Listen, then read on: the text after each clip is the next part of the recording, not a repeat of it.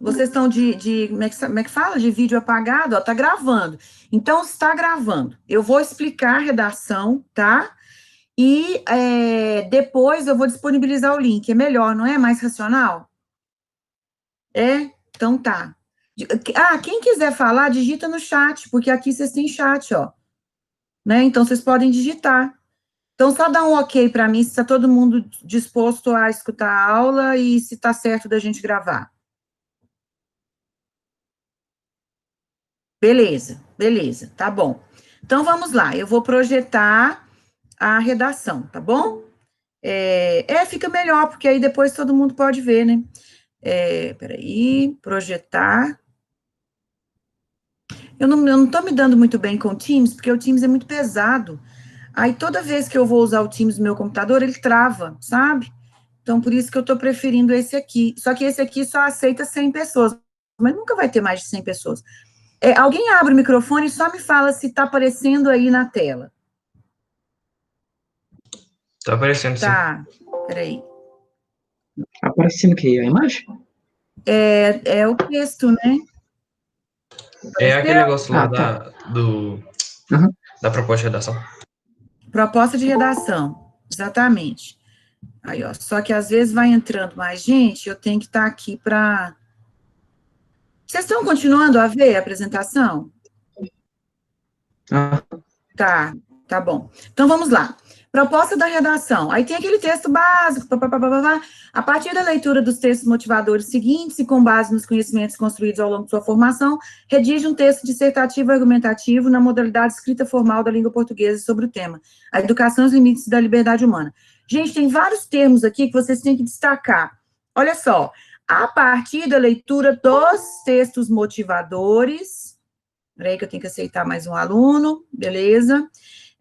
Dos textos motivadores e dos seus conhecimentos. Ou seja, se você faz uma redação que você desconsidera completamente o que é sugerido nos textos motivadores, dificilmente você vai ter uma boa nota, entendeu? Então, você tem que primeiro fazer uma imersão nos temas, nos textos motivadores. Eu sugiro até que quando vocês forem fazer lá no Enem, vocês nem leiam aqui em cima, ó, vocês nem leiam o tema, lê os textos motivadores, porque aí, lendo sem saber o tema, você mesma vai poder concluir algo, né, a partir da sua dedução racional. E aí, depois você vê qual que é o tema. Bom, redija um texto dissertativo argumentativo. Eu sei que a maioria de vocês já sabe o que é isso, mas não custa repetir. Um texto dissertativo argumentativo não é um texto em que você expressa exatamente o seu posicionamento em primeira pessoa, tá? Então, o que eu chamo de texto dissertativo argumentativo? É um texto impessoal, tá? Vocês estão vendo eu escrever aí. Ele é impessoal, ele não tem... Veja, não é que ele não tenha a sua opinião. Obviamente que lá naquele espaço que você tem para fazer como é que fala? A intervenção, você vai colocar uma posição sua. Mas no estilo da linguagem, você não pode dizer, por exemplo, assim, olha, eu penso que é até chique falar eu penso que, né? Mas você não pode dizer isso. Então, qual que é a sugestão? Quando você quiser, peraí que tem mais gente querendo entrar. Quando você quiser dar a sua opinião, você pode escrever nesse estilo assim, ó, em vez de eu penso que, você pode dizer assim, olha, considerando os argumentos elencados ou listados, né? Sempre bom pensar sinônimo, acima, pensamos que, entendeu? Pensamos que, ou consideramos que, aí sim, aí você pode falar, por exemplo, consideramos que uma educação libertadora, papapá, entendeu? Depende de tal e tal, tal. Então, você tem que saber camuflar a sua opinião numa forma impessoal, em que pareça que você está argumentando de um ponto de vista do seu auditório universal, e não daquilo que você pensa exatamente assim, pessoalmente, entende? Então, é muito importante fazer isso. Quando eu falo dissertativo, argumentativo, quer dizer, primeiro dissertativo, ou seja, você vai apresentar uma questão. Para eu dissertar, eu tenho que saber sobre o quê, ou seja, qual que é o meu tema, de que modo, então, de que modo sobre o que eu vou falar, então, entendendo? De que modo sobre o que eu vou dizer, e o que fazer. Então, sobre o que, de que modo, o que fazer. Você vai argumentar dessa maneira, né? Sugiro aí um parágrafo para introdução, 3, 2, 3, no máximo 4, mas eu acho 4 já perigoso para desenvolvimento, um parágrafo para conclusão, né? Conectivos interessantes que vocês podem usar na conclusão, né? Vocês podem usar, em suma, ou a partir dos argumentos elencados acima, ou para concluir, né? Ou em que pese nossa argumentação, né? Dizemos que, né? Sempre separado por vírgula aí, ao sujeito. O sujeito não, desculpa, o complemento. Então, você vai fazer isso, ok? Voltando lá. Argumentativo e dissertativo. Então, dissertativo quer dizer, você está dissertando sobre algo, você está falando sobre algo. Argumentativo, porque, deixa eu explicar para vocês qual que é a diferença de uma frase, como é que chama lá em português, que a professora explicou para vocês ano passado? Tópico frasal, não é isso? Vocês aprenderam isso, não aprenderam? Alguém vai dialogando comigo e me respondendo. Pode ser Sim, beleza. Vocês Aprendemos. Tópico frasal, pois é. Tópico frasal nem sempre é um argumento. Então, vamos pensar assim, quer ver? Vamos pensar uma frase, né? Vocês estão me vendo na janelinha junto com o texto ou só o texto? Não, dá para ver só a câmera. Estamos te vendo e estamos vendo o texto também. Ah, tá.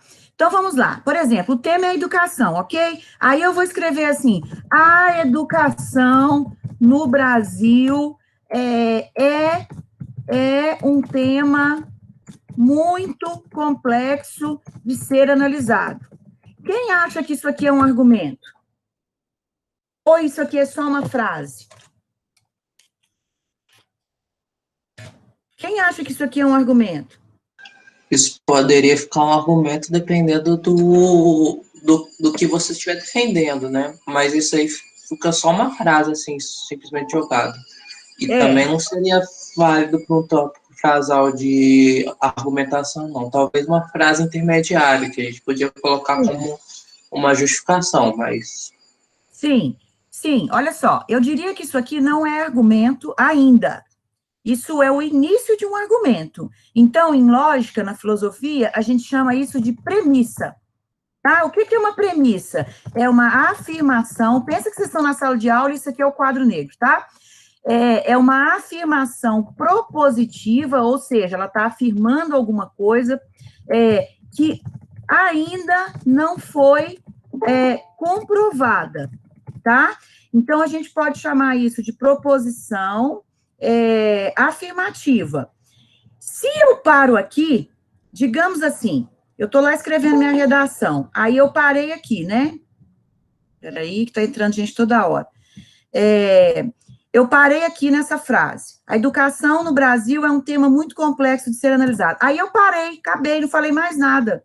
Aí eu começo assim, os alunos... Ai, que merda, eu gosto de escrever em caixa alta para vocês enxergarem melhor. Os alunos não têm liberdade na escola. Outra premissa, né? Os alunos não têm liberdade na escola. Aí vou escrever outra. A escola não permite que possamos desenvolver nossas capacidades específicas. Olha só, eu fiz 3 premissas. Eu tenho 3 premissas, né? Não tem por causa do tem? Isso. Eu tenho 3 premissas. Isso aqui é um argumento? Não é. Isso aqui você está falando, você está vomitando palavra, mas você não está provando o que você está dizendo. Agora, vamos separar. A educação no Brasil é um tema muito complexo de ser analisado. Os alunos não têm liberdade na escola. A escola não permite que possamos desenvolver nossas capacidades específicas. Olha, você tem 3 premissas. você ainda não tem nenhum argumento. O que é um argumento? É o que vem depois da premissa. E o que a gente pode chamar, 1, 2, 3, o que a gente pode chamar de parte comprobatória do argumento. Então, a educação no Brasil é um tema muito complexo de ser analisado. Eu poderia continuar aqui, estou fazendo da minha cabeça, tá, gente? Por isso que às vezes demora um pouco. A educação no Brasil é um tema muito complexo de ser analisado. Aí você pode ver. Desde o século passado, muitas reformas têm sido realizadas na estrutura escolar, né? Também não é ainda um argumento, é outra premissa, ou a gente chama de premissa secundária, né? Considerando essa premissa, você pode usar inclusive essa palavra na redação, que é legal, considerando essa premissa, percebemos que a complexidade do quadro educacional no Brasil, brasileiro, né, para não repetir, se deve a fatores políticos e pedagógicos, né? Ponto, né? Tá, você está começando a desenvolver, né? Você está usando conectores, olha, se deve, né? Quer dizer, você está usando uma frase mais completa. Então, desde o século passado, muitas reformas têm sido realizadas na estrutura escolar. Considerando essa premissa, percebemos que a complexidade do quadro educacional se deve a fatores políticos e pedagógicos. Então, a gente pode continuar. Nem sempre os aspectos pedagógicos são os mais relevantes na constituição da estrutura escolar, tá? Eu estou escrevendo feio, porque eu estou escrevendo pensando agora, né? Aí você pode começar a linkar. O que determina uma escola, né? Quem determina quais são as matérias que você deve estudar? Quem determina quais são as regras? As etapas, o modo de avaliação, a divisão por bimestre ou trimestre, o fato de que você tem que, por exemplo, sentar em fila, que você tem que ter uma distância do professor, que você tem que, por exemplo, de 1 a 100, você tem que tirar pelo menos 60 para você ser aprovado. Ou seja, isso tudo são aspectos político-pedagógicos. E aí você vai desenvolvendo. Os alunos não têm liberdade na escola. Por quê? Exemplos, né? E aí você vai perceber se você tem condição de comprovar isso que você está falando. A escola não permite que possamos desenvolver nossas capacidades específicas, né? Por quê?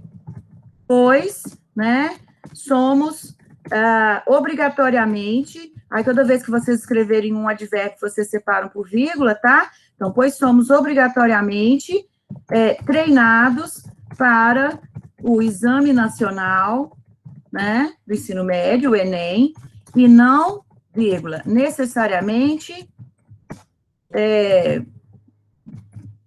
para ampliar nossas aptidões.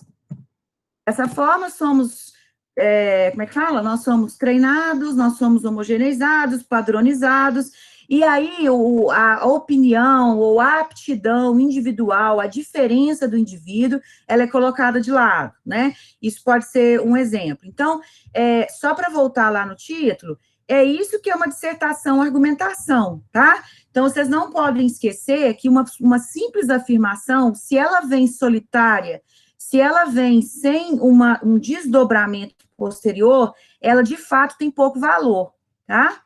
E aí, vocês podem pensar o seguinte, professora, mas eu gosto de argumentar diferente. Igual filme de suspense, que você só fica sabendo do desfecho no final, ao invés de você fazer a afirmação no final, você pode fazer duas coisas. Primeiro, você pode omitir essa premissa.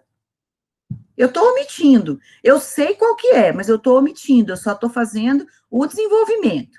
Quem vai deduzir essa premissa é o leitor da sua redação. Ou você pode pegar essa premissa, que é a sua conclusão, na verdade, e botar aqui para baixo, ó. Depois de você desenvolver tudo, você pode dizer, considerando o que foi dito acima, pensamos que, né, a educação no Brasil é um tema muito complexo de ser analisado. Entende? Então, você não precisa fazer na ordem tradicional, que é premissa 1, premissa 2, conclusão, né? Você pode fazer invertido. Quando eu falo de lógica, gente, em filosofia, eu estou falando, por exemplo, de um silogismo. O que é um silogismo? Vamos lá, vamos dar o exemplo de um. Todos os homens são mortais. Sócrates é homem. Logo, Sócrates é mortal. É isso que você tem que fazer em redação. Claro que não com esse argumento, né? Você tem que, obrigatoriamente, construir uma argumentação em que sua conclusão decorra da sua argumentação. Claro que não, talvez, de forma exata como isso aqui, né, que é quase uma forma matemática, se a gente quisesse colocar em linguagem matemática, a gente ia dizer assim, né, olha, S é P, P é Q, logo, S é Q, né? Tem outros conectivos que a gente usa aqui, mas, assim, você tem que cumprir essa ideia aqui, tá? Essa estrutura. E aí, vamos lá, vamos subir lá, na modalidade, isso aqui não preciso nem explicar para vocês, né? Quer dizer, preciso, né? Vou explicar também. Na modalidade escrita formal da língua portuguesa. Então, assim, nada de nenhum tipo de gracinha na redação, nem gíria, nem neologismo. Neologismo só se você for muito seguro para escrever, né? Se criar uma palavra nova. Tenta fazer o feijão com arroz mesmo. A educação e os limites da liberdade humana. Então, a temática da redação, ela é dupla. A educação e os limites da liberdade humana. Então, você tem que falar da educação, mas você não pode falar só da educação, você tem que falar em relação à liberdade humana, né? E aí, se você ler o primeiro texto motivador, você já entende do que a redação está querendo falar. Deixa eu apagar isso aqui. Senão eu não... Opa, aqui, pronto. É dócil um corpo que pode ser submetido, que pode ser utilizado, que pode ser transformado e aperfeiçoado. Nesses esquemas de docilidade, em que o século XVIII teve tanto interesse, o que há de tão novo? Não é a primeira vez, certamente, que o corpo é objeto de investimento tão imperioso e urgente.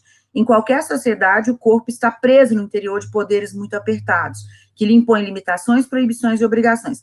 Olha só, quando ele fala corpo, a gente poderia trocar corpo por indivíduo, tá?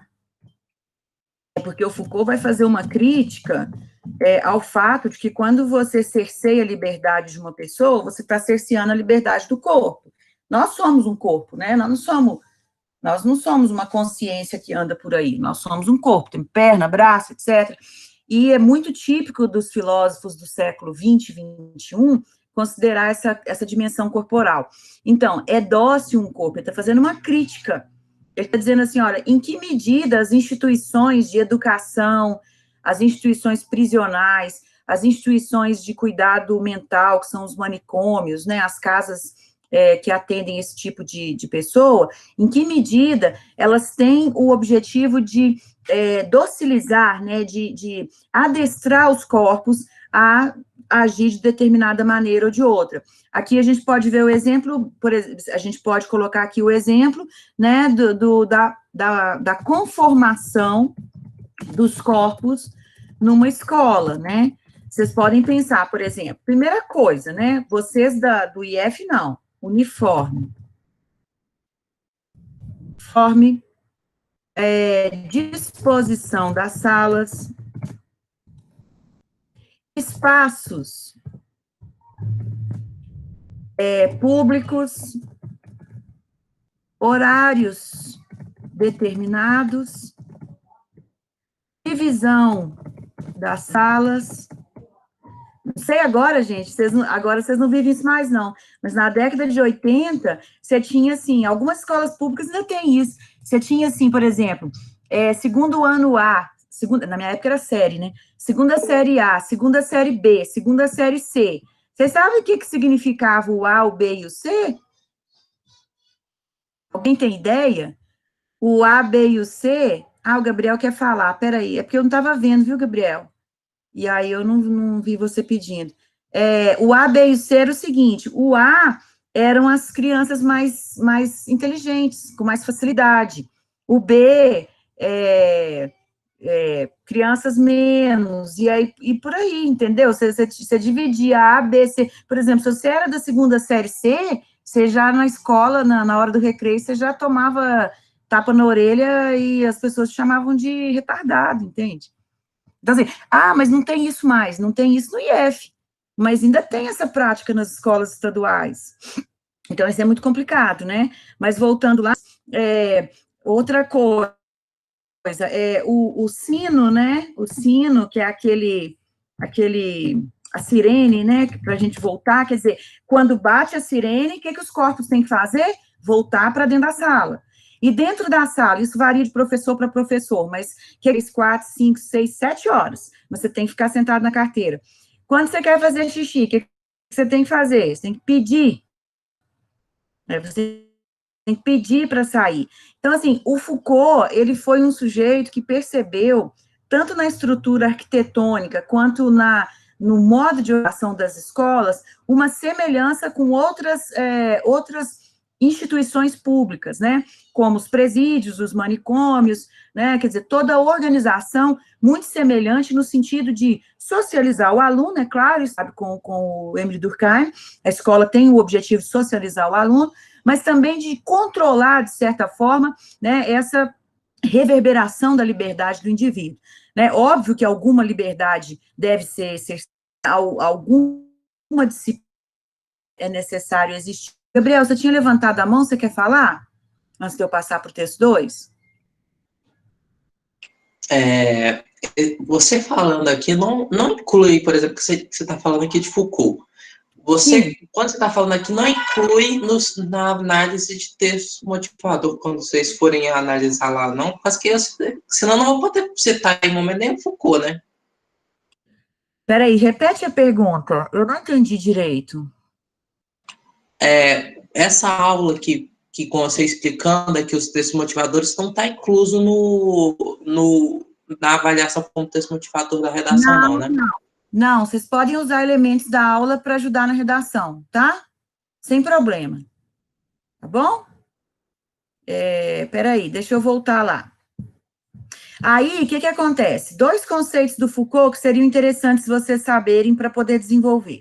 Um é biopoder ou biopolítica, né? Quer dizer, a tese do Foucault, claro que ele tem uma argumentação sólida, né, 200, 300 páginas para provar, é que o Estado tem controle sobre os corpos das pessoas, tá? Ele tem controle através das leis, ele tem controle através das instituições, ele tem controle através da mídia, tá? Porque em algum momento, em alguma instância, o Estado controla também a mídia, né? Ele tem controle através do acesso à cultura, tá? Então, existe aí uma estratificação da sociedade, uma divisão da sociedade, cujo objetivo principal seria a espécie de biopolítica, né? A política do corpo, a política do controle da vida. E aí tem outro conceito que eu acho interessante vocês usarem não precisa usar não, mas só para vocês pensarem, né? É a ideia de necropolítica. O que seria uma necropolítica? Seria uma política do extermínio, tá? Extermínio de que forma? Na forma de que pessoas que não estão, que depois de terem frequentado a escola, ou não tendo frequentado a escola, pessoas que não ficaram padronizadas, pessoas que não conseguem obedecer a determinadas regras, passam por uma segunda etapa, então, primeiro a escola, depois o presídio, né, ou o manicômio, passam por uma segunda etapa de necropolítica, que seria uma política de extermínio daqueles que não se adequam ao padrão estabelecido como padrão esperado ou padrão viável, tá? Esse conceito é do Foucault, mas é também de outro autor, que se vocês quiserem um dia pesquisar, que é muito bom, que é o Achille Mbembe, eu não sei se escreve assim, viu, gente? Mas acho que sim. Achille Mbembe é um escritor africano, um filósofo africano, que vai falar da necropolítica, né? Bom, aí vocês vejam que o texto motivador 1 não é muito otimista, né? Ele não é muito otimista, ele vai falar de controle dos indivíduos, de controle da liberdade, de padronização e tal. Aí vem um texto motivador 2, que é mais pessimista ainda, tá? Que é o seguinte, é um texto do Philippe Arrier, que é um historiador francês que escreve um livro chamado História Social da Criança e da Família, tá? Qual que é a tese do Philippe Arrier nesse texto, né? A ideia de infância,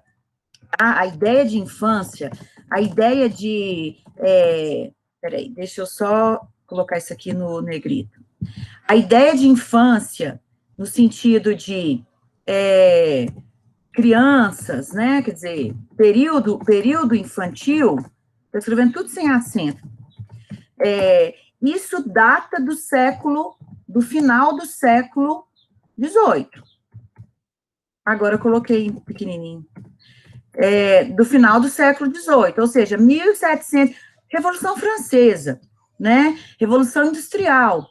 É nesse período que são criadas escolas para crianças. É nesse período que a sociedade começa a enxergar o adulto pequeno como criança. É nesse período que começa, por exemplo, a história da pediatria, a história da pedagogia, o fato de que a criança não é um adulto pequeno que dorme junto com os pais. A criança precisa de um quarto só para ela precisa de técnicas de trato só para elas. Então, assim, vocês já estão acostumados com isso, porque vocês estão no IF há 3 anos, mas a ideia é que a palavra infância, a palavra criança, a palavra infantil, ela tem história, e a história começa no fim do século XVIII na Europa, tá? Até então não era assim que acontecia. Vamos ver o texto.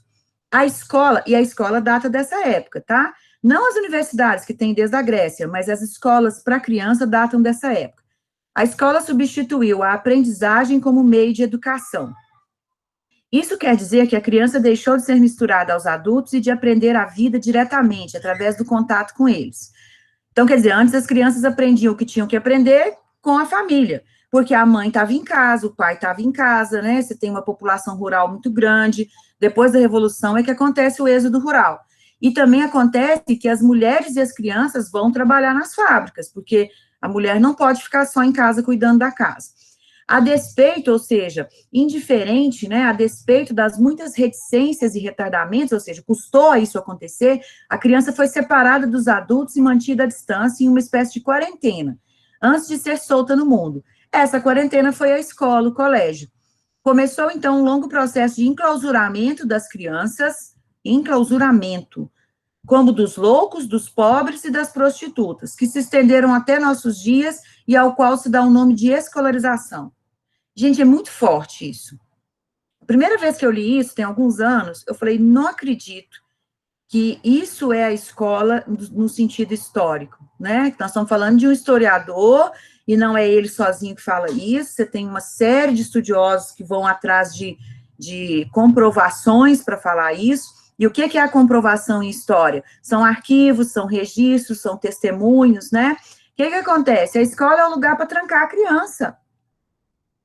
Porque as mães, os pais não têm onde deixar. Até hoje, se você for, por exemplo, analisar as creches e as escolinhas infantis, né, esse é o objetivo, né, quer dizer, colocar as crianças ali para elas aprenderem. Aí vocês vão dizer assim, professora, mas esse povo está muito pessimista, é claro que tem um sentido positivo da escola. Óbvio que tem. Se o Foucault e o Arrier não tivessem frequentado a escola, eles não estavam escrevendo isso.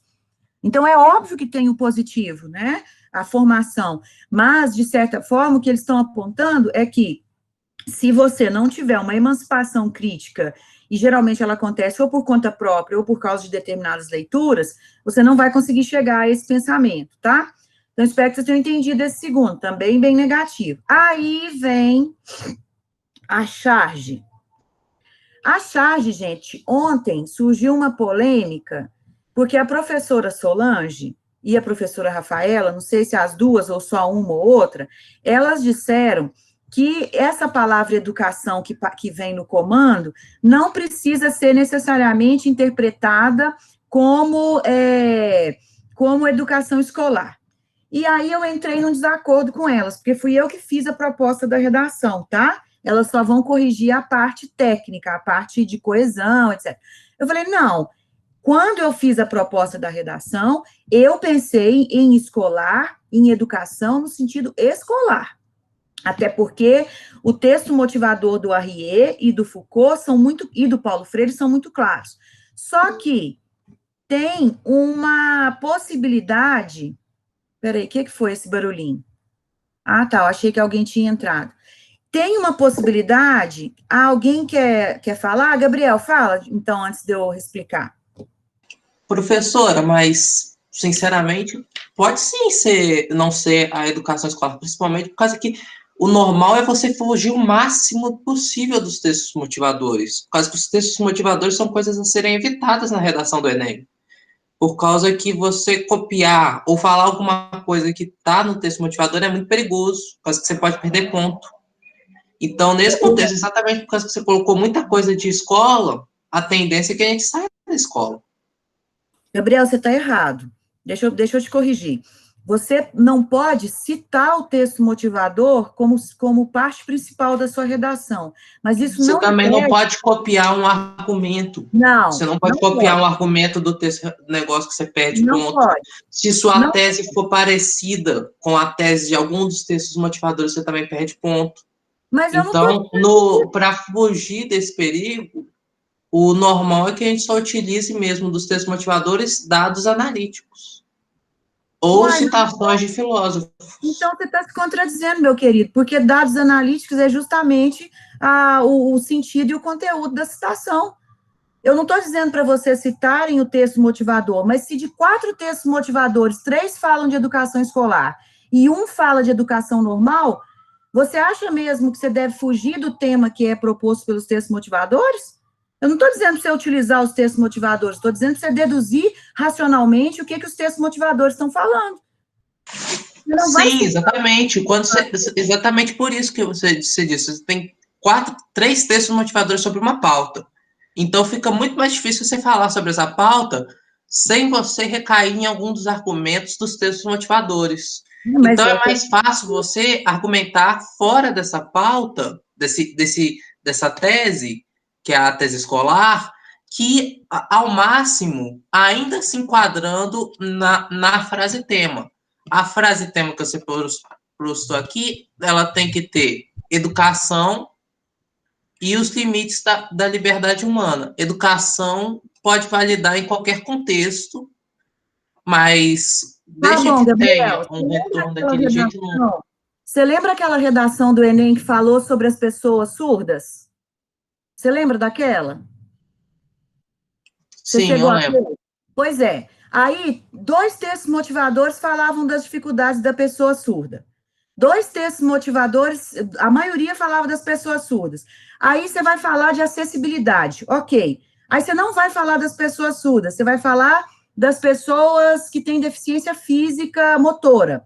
Por exemplo, as pessoas cadeira de rodas, dos cadeirantes. Olha, eu posso te garantir que nenhuma redação que tirou 1000 naquele ano fugiu do tema dos surdos. Você não pode fugir. Porque você está tirando 0 se você fugir do tema dos surdos daquele ano. Mas não é por causa do texto motivador. É por causa que o tema, aquela frase que você coloca lá em cima, não é o texto motivador que te guia, como que determina a tangência do texto e não tangência do texto. O que determina a tangência ou não tangência do texto, ou a adequação ou não adequação do tema, seria a frase lá em cima. Independente do argumento estar coeso com os textos motivadores. Tanto que eu sempre escrevo a minha redação sem ler os textos motivadores antes, para depois ler o texto motivador. Por causa que o texto motivador ele é uma armadilha. Não, Gabriel, você desculpa, mas agora eu vou usar um argumento de autoridade. Eu sou a professora aqui. Eu já corrigi 2 anos as redações do Enem. Olha só, não é essa a chave de interpretação para correção. Pode ser a chave de interpretação para quem faz a redação. E aí, se você quiser correr o risco de ter uma redação balizada pela chave de interpretação de quem escreve, não de quem corrige, aí é uma escolha pessoal. Mas a chave de interpretação para quem corrige é que a mensagem contida nos textos motivadores, ela esteja contemplada na redação de forma indireta. Ela tem que estar contemplada. Então, você contempla os textos motivadores no sentido dos temas que estão subjacentes a ele. Né? Você não vai, por exemplo, falar assim, conforme o texto motivador, Foucault fala disso e disso e disso. Você não vai fazer isso. Mas você vai dizer, por exemplo, quando você pensa nos corpos dóceis, você vai lembrar da sua escola ou das outras leituras que você tem a partir da sua formação e vai pensar em qual temática que eu posso abordar que indiretamente toca a questão do controle dos corpos, né? Então, se você não falar de maneira alguma, em momento algum, nem de controle dos corpos, nem de escola como uma dimensão disciplinadora, nem como escola como dimensão emancipadora, inevitavelmente você vai fugir do comando da redação, porque você vai estar falando de educação e limites da liberdade. Como é que você fala de liberdade dentro do ambiente escolar ou dentro da educação, no sentido familiar, sem falar de controle dos corpos, sem falar de disciplinamento, sem falar de educação emancipadora, sem falar lá na citação do Arrier, de que a escola tem o objetivo de deixar os sujeitos à parte da sociedade. Como é que você vai fazer isso? Se você for uma pessoa genial, você consegue fazer isso através de outras referências. Mas a minha pergunta é, por que não utilizar indiretamente os textos motivadores como inspiração para o seu texto? Eu não vejo por que não utilizar. Vamos ver a correção, como é que vai ficar, né? E como vocês vão ter certeza que a correção está boa. Só terminar minha frase, você pode falar. Vocês vão ter certeza que a correção está boa, porque a correção vai ser feita a 3 mãos, né? A 6 mãos. Então, vocês vão ter uma correção tanto do conteúdo, eu não vou corrigir aspectos técnicos só, tá? Tanto em relação ao conteúdo, quanto em relação às técnicas de redação. E aí eu acho que as professoras do português têm bastante autoridade nesse sentido, né? Agora eu tô confuso, por causa que eu li ali os textos publicados pelo Enem, para apostila para treinar corretor de redação do ano passado, que publicaram, e aí era assim mesmo, as pessoas que eu conversei aqui, até mesmo outros professores, disseram que não é legal você seguir o texto motivador, mas realmente não dá para fugir do texto motivador. Eu estou dizendo que você tem que fugir o máximo possível sem fugir do tema. Eu acho que mas você acaba meio preso a esses textos motivadores, porque eles estão já falando sobre alguma coisa nesse tema. Sim, mas não deve falar se possível, você não deve falar sobre isso. Se não for possível, se seu texto for ficar ruim, aí você fala com isso. Mas eu não sei, talvez vocês estejam corrigindo de forma diferente aqui no IF. Olha só, acho que a gente está falando a mesma coisa, só que a gente está aqui numa dialética por vaidade. Veja bem, a gente está falando a mesma coisa. Os textos motivadores não devem ser seguidos ao pé da letra. Isso é fato. Mas os textos motivadores não estão ali à toa, né? Senão, um tema como a liberdade e os limites a educação e os limites da liberdade humana, a gente, né? Por que os textos motivadores estão ali? Eles foram feitos por mim, mas eles foram feitos em conjunto com a área do português. Porque nós pensamos uma chave de resposta, né? Geralmente, a chave de resposta, ela é só um guia. É claro que existem redações geniais que fogem um pouco da chave de resposta. Mas a chave de resposta é uma baliza, é um critério, né? Você tem que ter. Então, o que acontece? Tá ali, na redação do Enem, né, vocês não vão ter o privilégio de conversar com quem fez a chave de resposta. Isso não existe. Mas certamente, quem compôs a redação, ela espera alguma coisa do aluno, ela espera alguma coisa da escrita que seja mais ou menos orientada. Obviamente, não exatamente o que está escrito ali. Veja bem, se você usar a educação no sentido da charge, porque a charge não está no ambiente escolar, a charge está no ambiente familiar.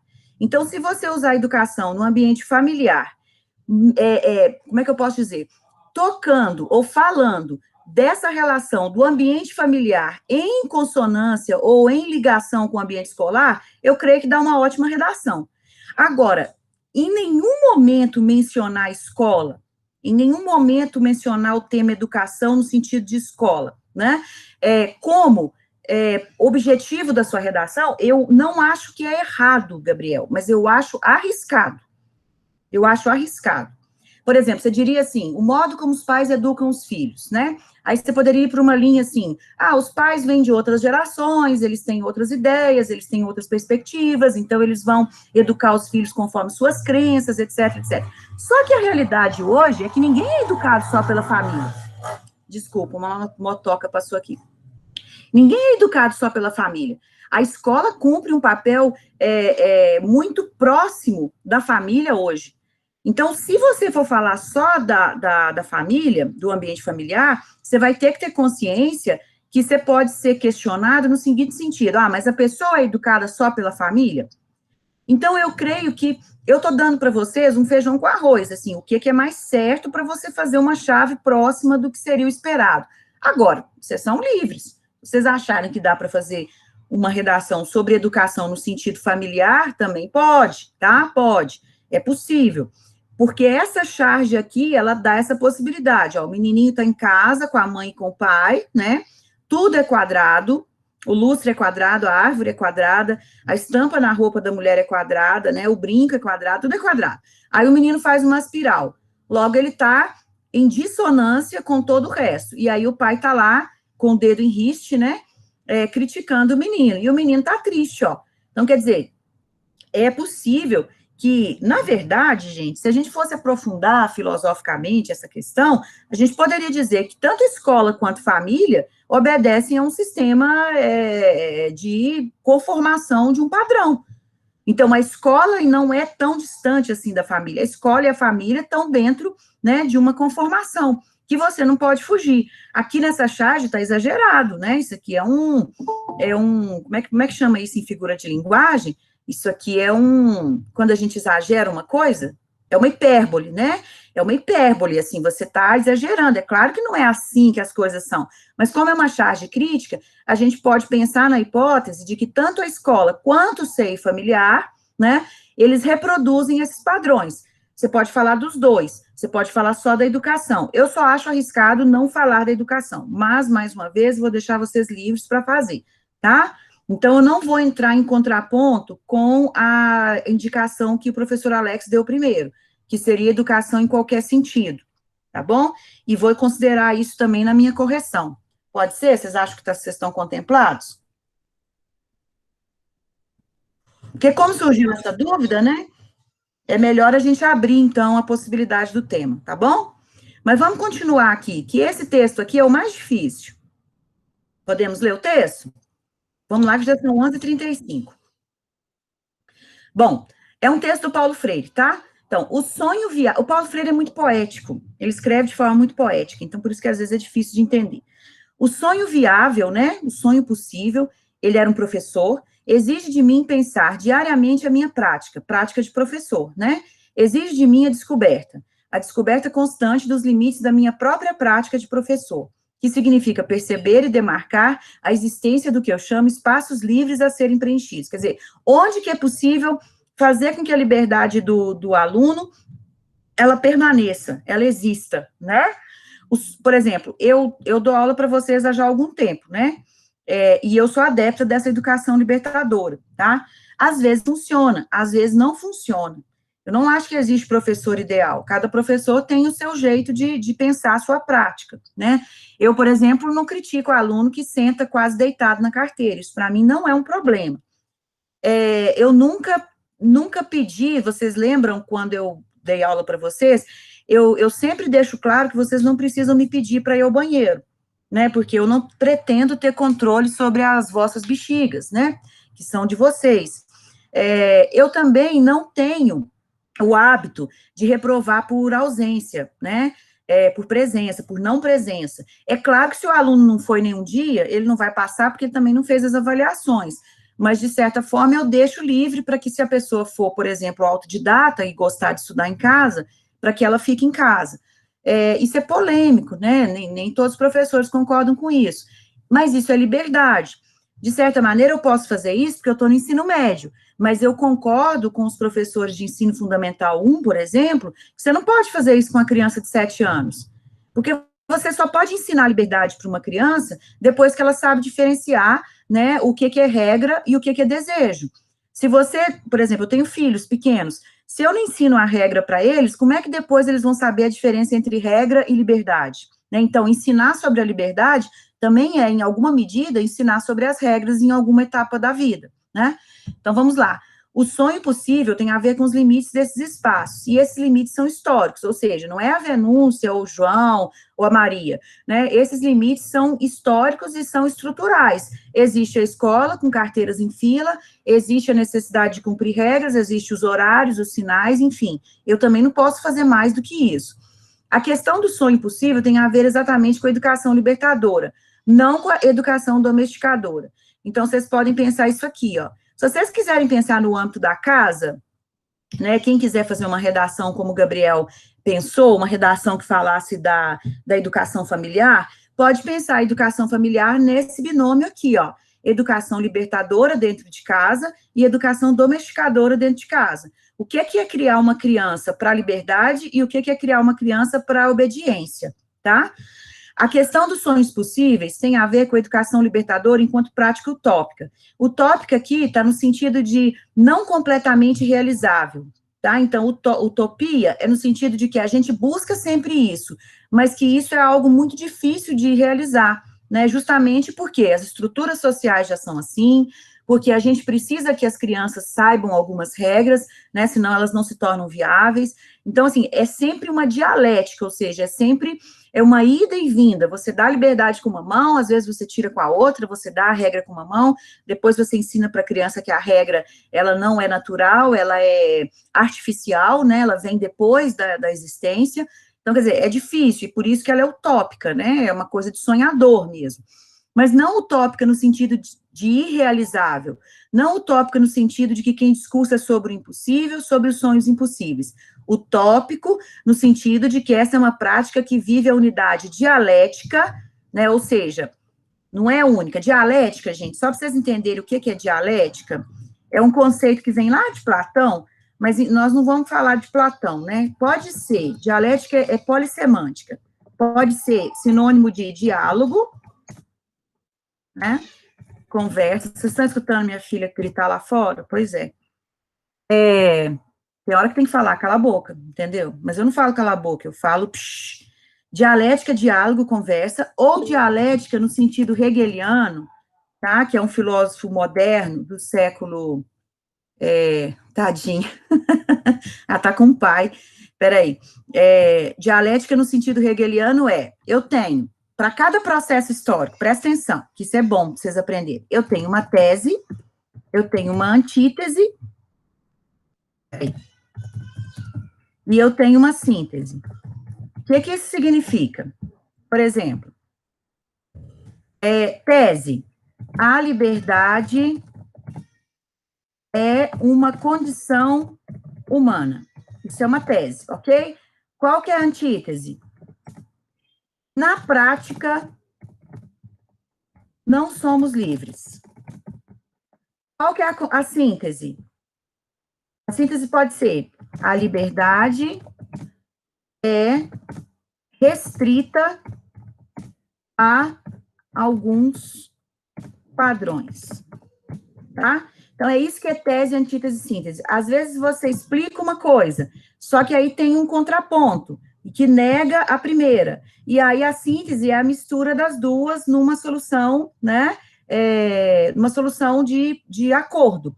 Então, eu poderia dizer assim, tese: a liberdade devia ser um atributo de todos os seres humanos, na escola. Na prática, isso não acontece, porque a escola cerceia a nossa liberdade. A síntese poderia ser: a liberdade deve ser ampliada nas escolas, né, na medida do possível, para que o aluno possa, né, ou dentro de casa, para que o filho, né, a pessoa possa emancipar sua consciência, né, e realizar, né, os seus desejos, com restrições. Então, é isso que é dialética, tá bom? Então, utópico no sentido de que essa é uma prática que vive a unidade dialética, dinâmica, ou seja, não é estático, está o tempo todo mudando, entre a denúncia e o anúncio, né, entre a crítica e aquilo que é, entre a denúncia de uma sociedade injusta e espolhadora, exploradora, e o anúncio do sonho possível de uma sociedade que pelo menos não seja, que seja menos exploradora do ponto de vista das grandes massas populares que estão constituindo as classes sociais dominadas. Então, Classes sociais, gente, se você pensar, foi até bom o Gabriel falar dessa coisa do tema, porque se você pensar em casa, qual que é a classe dominante dentro de uma casa? Pai e mãe, né? Pai e mãe. Qual que é a classe que obedece? Filho, ou quem não paga nada na casa. Então, essa dialética de quem pode ser livre e quem não pode ser livre, ela está constante, tanto no ambiente escolar quanto no ambiente de casa, tá? E aqui, o Paulo Freire, ele dá uma saída, ele fala assim, olha, não dá nem para você conceder liberdade restrita, mas também, por outro lado, você não pode podar toda a liberdade. Então, você tem que saber em que medida você pode conceder alguma liberdade e, por outro lado, também não conceder toda a liberdade. A solução que ele dá é dizendo, informando, mostrando que a liberdade deve ser um horizonte. A liberdade deve ser uma possibilidade de horizonte, ok? Deixa eu voltar aqui no negócio, deixa eu ligar minha câmera de novo. Peraí, e deixa eu parar a apresentação. Agora eu quero que a gente debata. Falta 20 minutinhos, dá para a gente debater. Ou pelo chat, tá? Vamos lá, o Gabriel. Tese, antítese, síntese, mais antítese, síntese, igual gás. O Hegel falava de Zeitgeist, né? O espírito de época. Qual que é o espírito de época? Então, ele dizia assim, o Hegel é até muito polêmico, porque ele vai, por exemplo, tentar justificar as guerras, sabe? Ele vai dizer que as guerras, elas são as antíteses. Então, a tese, por exemplo, queremos a paz. Qual que é a antítese? Uma guerra. E qual que é a síntese? A paz depois da guerra. Então, ele vai interpretar os fenômenos históricos como acontecendo dessa maneira. Uma fase afirmativa, porém ingênua, depois uma fase negativa, em que você perde... vamos pensar no Covid, gente. Covid é bom para pensar dialética. Então, primeira coisa, né? Uma tese. Queremos ser livres. É uma tese. Antítese. Né? Na pandemia não é possível ser livre, porque se você não fizer como é que chama? O distanciamento social e usar máscaras e ficar em casa, né? A gente vai morrer, todos nós vamos morrer. Essa é a antítese. A síntese seria: a nossa liberdade depende de cuidados para a sobrevivência. Então, primeiro queremos ser livres de qualquer jeito, sair a hora que quiser. Depois vem uma pandemia e fala com a gente tem que ficar em casa. Aí a síntese para a gente ter a nossa liberdade, porque morto não tem liberdade, né, só vivo, a gente precisa obedecer certas regras. Então, isso é uma coisa bem interessante para vocês pensarem a solução argumentativa da redação. Pensar sempre numa antítese, sabe? Pensar sempre num argumento contrário e depois concluir absorvendo esse argumento. Pode ser interessante.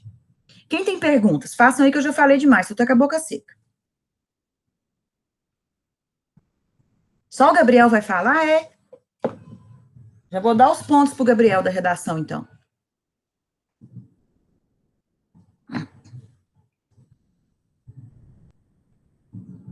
Vocês entenderam? Felipe, eu sei que gosta de falar, pelo menos quando era aula presencial. Você entendeu? Felipe foi fazer xixi. Vamos lá, gente. Thalita, você também gostava de falar? A Paloma tá aqui? Porque a Paloma me mandou um monte de dúvida e eu não respondi ela ainda no WhatsApp. Vamos, gente. Alguém fala. Então, vamos embora. Pelo menos fala se está claro, se está ok, se está bom, se está suficiente.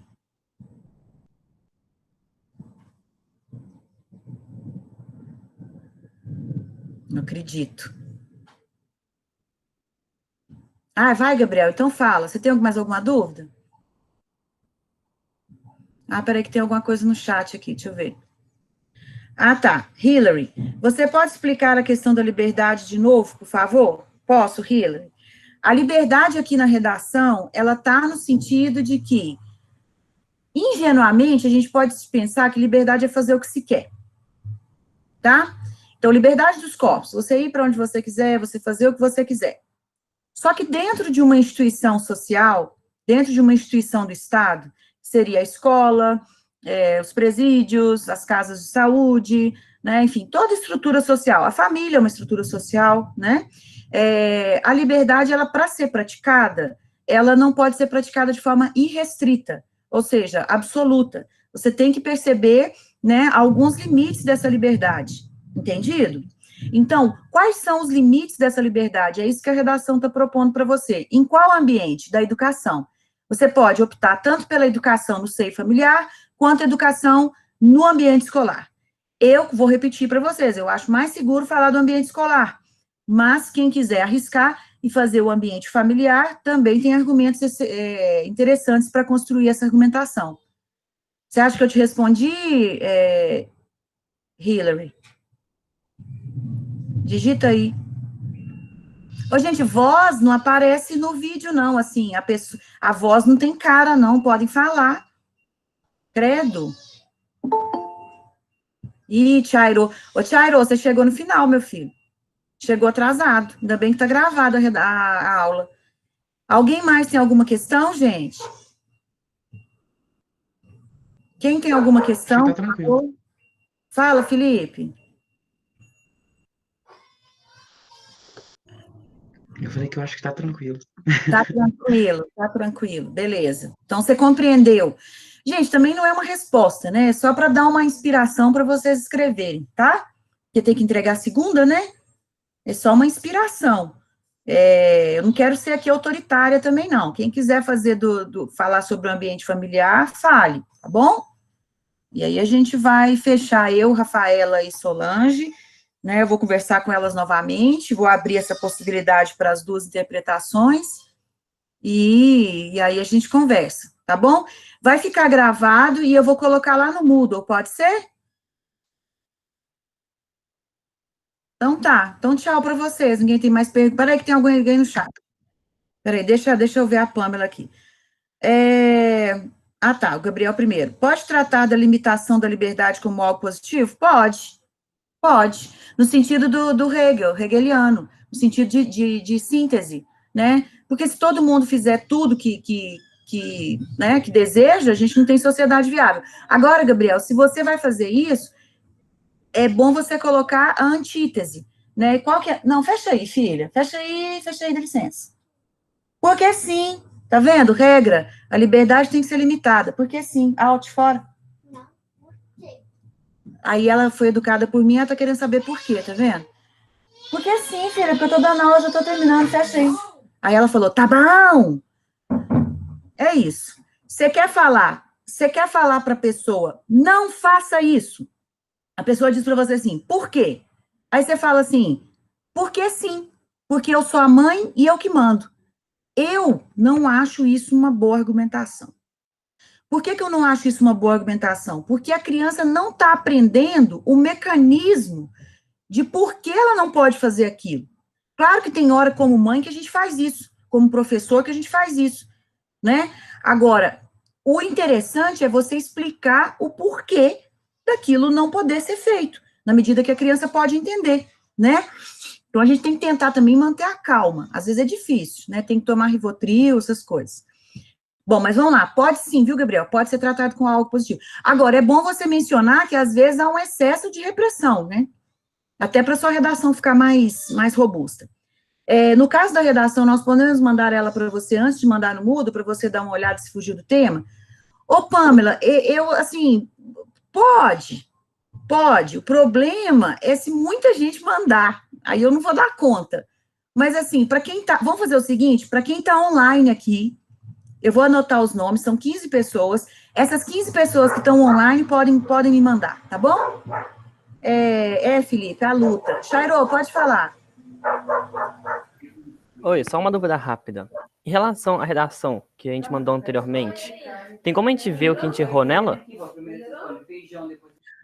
Uai, a correção é feita por critérios, né? Os critérios estão lá, não estão lá, não? Para vocês saberem? Porque eu acho que ela não foi corrigida na caneta, ela foi corrigida e depois foi colocada a nota nos critérios, para você ter uma ideia de onde você acertou mais e onde você errou mais. Certo, eu só cheguei a ver a nota pela plataforma mesmo, tipo, o quanto que eu tirei na nota. Eu não cheguei a ver o que eu errei. Tá, entendi. Mas essa correção nas competências, ela, por exemplo, eu não sei porque eu não tirei 1 na competência 5, quase que tinham 5 argumentos lá. Eu acho que seria bom eles mandarem pra gente um retorno, né? Um retorno, por causa que Tem algumas ali que eu contesto um pouco, mas eu vou ver depois isso. Tá. Eu posso falar isso com os professores do português e da geografia, e os professores da geografia e da história. Quer dizer, que você talvez tenha direito de saber exatamente aonde você errou, né? Acho que sim. Mas é isso, gente. Esses 15 que estão aqui, se quiserem me mandar a redação prévia, eu vou corrigir, vou devolver com algumas críticas, apontamentos, caso tenha, né? E aí vocês devolvem a redação final dia 6. Tá bom? Me comprometo a isso como prêmio por vocês estarem aqui. Ok? Ok. Muito obrigado. Peraí. Obrigado, Tá professor. ótimo. Tá. Então tá bom, gente. Então um beijo. Então eu vou colocar a aula lá no Moodle, tá bom? Beijo. Deixa eu ver o que a criança tá chorando lá, tá? Tchauzinho. Tchau, tchau, tchau. Tchau, Obrigada, Thalita. Tchau, gente. Beijo. Muito obrigado, viu? Beijos.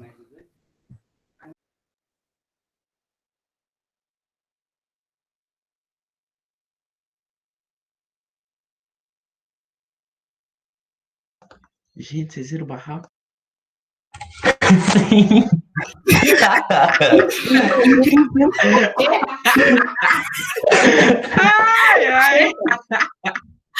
Queria ver mais do barraco, sinceramente. Faltou alguém jogando lenha na fogueira.